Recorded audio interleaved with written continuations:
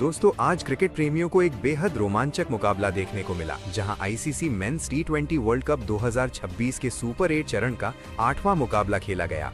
इस अहम मुकाबले में न्यूजीलैंड और जिम्बाब्वे की टीमें आमने सामने थीं। करो या मरो जैसे हालात वाले इस मैच में दोनों टीमों के लिए जीत बेहद जरूरी थी, क्योंकि सेमीफाइनल की दौड़ में बने रहने के लिए हर अंक कीमती था। मुकाबला कोलंबो के मैदान पर खेला गया, जहां की पिच आमतौर पर बल्लेबाजों और स्पिन गेंदबाजों दोनों के लिए मददगार मानी जाती है। मैच की शुरुआत टॉस से हुई और न्यूजीलैंड ने टॉस जीतकर पहले बल्लेबाजी करने का फैसला किया। कीवी कप्तान का मानना था कि पहले बल्लेबाजी करते हुए बड़ा स्कोर खड़ा करना और फिर दबाव में विपक्षी टीम को लक्ष्य का पीछा करने देना ज्यादा फायदेमंद साबित हो सकता है। हालांकि जिम्बाब्वे की टीम भी पूरी तैयारी के साथ मैदान पर उतरी थी और उनकी कोशिश शुरुआती झटके देकर न्यूजीलैंड पर दबाव बनाने की थी। पहली पारी की शुरुआत इंग्लैंड के तेज गेंदबाज जोफ्रा आर्चर ने की, जिन्होंने अपनी पहली ही ओवर में शानदार अनुशासन और गति का प्रदर्शन किया। उनका पहला ओवर मेडन रहा और उन्होंने बल्लेबाजों को रन बनाने का कोई मौका नहीं दिया। आर्चर की सटीक लाइन लेंथ और अतिरिक्त उछाल ने कीवी बल्लेबाजों को शुरुआत में काफी सतर्क बना दिया। टिम सीफर्ट क्रीज पर बेहद चुस्त दुरुस्त नजर आ रहे थे, लेकिन आर्चर की धारदार गेंदबाजी के सामने उन्हें संभल कर खेलना पड़ा। दूसरे छोर से लियाम डॉसन को गेंद सौंपी गई। डॉसन ने भी कसी हुई गेंदबाजी की और बल्लेबाजों को खुलकर शॉट खेलने का मौका नहीं दिया। फिन एलन ने मैच की पहली गेंद का सामना किया और शुरुआत में काफी सावधानी से खेलते हुए अपने कदम जमाने की कोशिश की। शुरुआती 2 ओवरों में न्यूजीलैंड का स्कोर भले ही ज्यादा नहीं बढ़ा, लेकिन दोनों सलामी बल्लेबाज विकेट बचाने पर ध्यान दे रहे थे। हालांकि जोफ्रा आर्चर के शुरुआती 2 शांत ओवरों के बाद टिम सीफर्ट ने अपना गियर बदला। आर्चर के तीसरे ओवर में उन्होंने आक्रामक रुख अपनाया और शानदार शॉट्स खेलते हुए 16 रन बटोर लिए। इस ओवर में एक खूबसूरत कवर ड्राइव और एक ताकतवर पुल शॉट देखने को मिला, जिसने दर्शकों का खूब मनोरंजन किया। इस आक्रमण के बाद कीवी टीम का मनोबल भी बढ़ा और ड्रेसिंग रूम में हलचल तेज हो गई। पावर प्ले के दौरान न्यूजीलैंड ने रन गति बढ़ाने की कोशिश की, लेकिन इसी दौरान मैच ने करवट ली। आदिल राशिद को गेंदबाजी के लिए लाया गया और उन्होंने अपने अनुभव का पूरा फायदा उठाया। राशिद की एक चतुराई भरी लेग स्पिन पर टिम सीफर्ट आगे बढ़कर बड़ा शॉट खेलने के प्रयास में चूक गए और विकेटकीपर ने उन्हें स्टंप आउट कर दिया। सीफर्ट की ये पारी भले ही ज्यादा लंबी नहीं चली, लेकिन उन्होंने टीम को तेज शुरुआत दिलाई। सीफर्ट के आउट होते ही दबाव फिन एलन पर आ गया। एलन ने कुछ अच्छे शॉट जरूर लगाए, लेकिन वो भी ज्यादा देर तक टिक नहीं सके। उन्होंने एक लापरवाह शॉट खेला, जिसमें गेंद हवा में ऊंची उठ गई और जेकब बेथेल ने बेहतरीन कैच लपककर उन्हें पवेलियन भेज दिया। लगातार 2 ओवरों में दोनों सलामी बल्लेबाजों के आउट होने से न्यूजीलैंड की टीम दबाव में आ गई। इस तरह पावर प्ले में तेज शुरुआत के बावजूद कीवी टीम को 2 बड़े झटके लगे। अब मध्य क्रम के बल्लेबाजों पर जिम्मेदारी आ गई कि वे पारी को संभालें और टीम को मजबूत स्कोर तक पहुंचाएं। मैच का रोमांच अपने चरम पर था और दर्शकों को एक शानदार क्रिकेट मुकाबले की पूरी उम्मीद थी। करो या मरो जैसे इस बड़े मुकाबले में मैच का एक अहम मोड़ तब आया जब युवा स्पिनर रेहान अहमद को गेंद थमाई गई। टी20 विश्व कप में अपना पहला मैच खेल रहे रेहान ने जैसे ही अपनी पहली गेंद डाली, स्टेडियम में उत्सुकता बढ़ गई। उनकी ये गेंद हल्की सी धीमी थी और पिच पर पड़कर थोड़ी रुक गई। बल्लेबाज रचिन रविंद्र ने इसे सामान्य गति की गेंद समझकर बड़ा शॉट खेलने की कोशिश की, लेकिन गेंद बल्ले पर सही तरीके से नहीं आई। बल्ला पूरी तरह से बेजान नजर आया और गेंद हवा में उठती हुई डीप मिड विकेट बाउंड्री की ओर चली गई, जहां जेकब बेथेल पहले से ही सतर्क खड़े थे। बेथेल ने कोई गलती नहीं की और आसान सा कैच लपक लिया।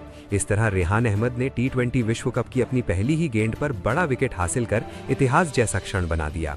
रचिन रविंद्र के आउट होने से न्यूजीलैंड को झटका जरूर लगा, लेकिन टीम ने अब तक इस धीमी और नीची पिच पर संतुलित बल्लेबाजी की थी।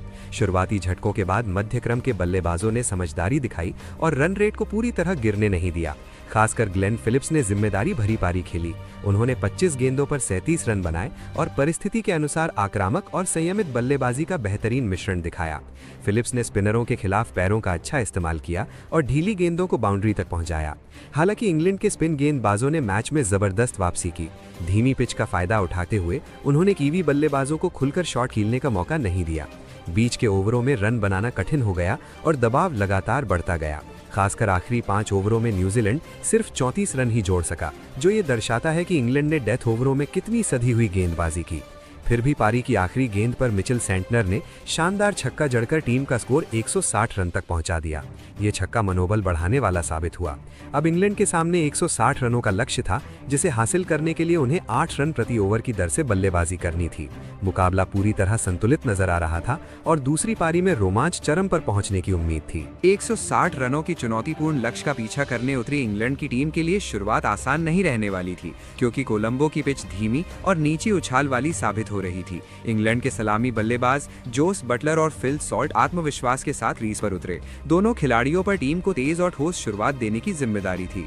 दूसरी ओर न्यूजीलैंड की तरफ से अनुभवी तेज गेंदबाज मैट हेनरी ने नई गेंद संभाली। हेनरी ने पहली ही गेंद से सटीक लाइन लेंथ पर गेंदबाजी करते हुए ये संकेत दे दिया कि बल्लेबाजों को हर रन के लिए संघर्ष करना पड़ेगा। पहले ओवर में हेनरी ने गेंद को सीम पोजीशन पर रखते हुए हल्की मूवमेंट हासिल की, जिससे बटलर और सॉल्ट खुलकर शॉट नहीं खेल पाए। दबाव लगातार बढ़ रहा था और इसी दबाव में इंग्लैंड ने शुरुआती ओवरों में ही अपने दोनों सलामी बल्लेबाजों के विकेट गंवा दिए। पहले फिल सॉल्ट एक गलत टाइमिंग के कारण कैच आउट हुए, जबकि कुछ ही देर बाद जोस बटलर भी बड़ी पारी खेलने में असफल रहे। लगातार 2 झटकों से इंग्लैंड का स्कोरबोर्ड भले ज्यादा नहीं बढ़ा था, लेकिन मानसिक दबाव जरूर बढ़ गया। ऐसे कठिन समय में हैरी ब्रूक क्रीज पर आए। ब्रूक हालिया मैचों में शानदार फॉर्म में चल रहे थे और उनसे बड़ी पारी की उम्मीद की जा रही थी। उन्होंने शुरुआत से ही सकारात्मक रुख अपनाया। कुछ बेहतरीन कवर ड्राइव और स्क्वायर कट शॉट खेलते हुए उन्होंने गेंदबाजों पर थोड़ा दबाव बनाने की कोशिश की। 15 रन पर नाबाद रहते हुए उन्होंने इंग्लैंड की पारी को संभालने का प्रयास किया और दर्शकों को उम्मीद की एक किरण दिखाई दी। हालांकि न्यूजीलैंड के कप्तान ने समझदारी दिखाते हुए स्पिन आक्रमण को लगाया। धीमी पिच पर स्पिन गेंदबाजों को मदद मिल रही थी।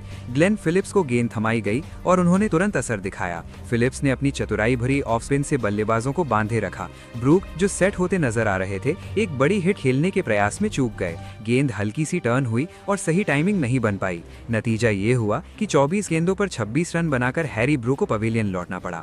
ये इंग्लैंड के लिए बड़ा झटका था, क्योंकि वो टीम की उम्मीद बन चुके थे। ब्रूक के आउट होने के बाद टॉम बैंटन क्रीज पर आए और उन्होंने जैकब बेथेल के साथ पारी को आगे बढ़ाने की जिम्मेदारी संभाली।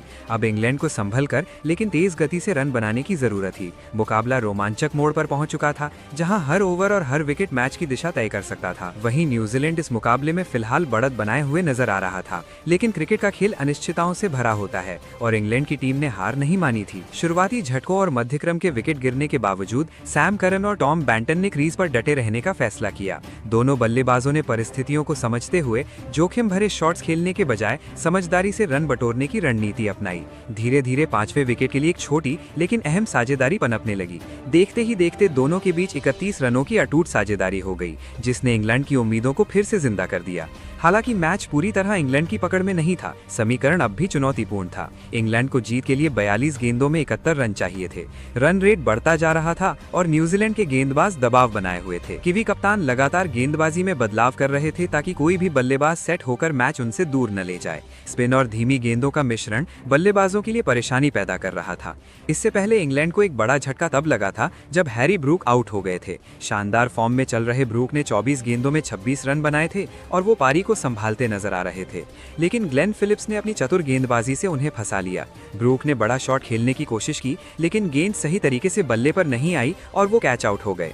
ये विकेट न्यूजीलैंड के लिए बेहद अहम साबित हुआ, क्योंकि उस समय ब्रूक इंग्लैंड की उम्मीदों की सबसे मजबूत कड़ी थे। ब्रूक के आउट होने के बाद टॉम बैंटन क्रीज पर आए और उन्होंने जैकब बेथेल के साथ पारी को आगे बढ़ाने की कोशिश की। हालांकि बेथेल ज्यादा देर टिक नहीं सके, लेकिन बैंटन ने संयम बनाए रखा। दूसरी ओर सैम करन ने अपनी आक्रामक शैली का परिचय देते हुए कुछ बेहतरीन शॉट लगाए। उन्होंने कवर के ऊपर से चौका जड़ा और एक शानदार पुल शॉट से छक्का भी हासिल किया। इससे रन रेट काबू में आने लगा और न्यूजीलैंड पर दबाव बढ़ने लगा। आखिरी 5 ओवरों में मुकाबला पूरी तरह रोमांचक हो गया। इंग्लैंड को तेजी से रन बनाने थे, जबकि न्यूजीलैंड हर हाल में विकेट की तलाश में था। हर गेंद पर दर्शकों की सांसें थम जा रही थीं।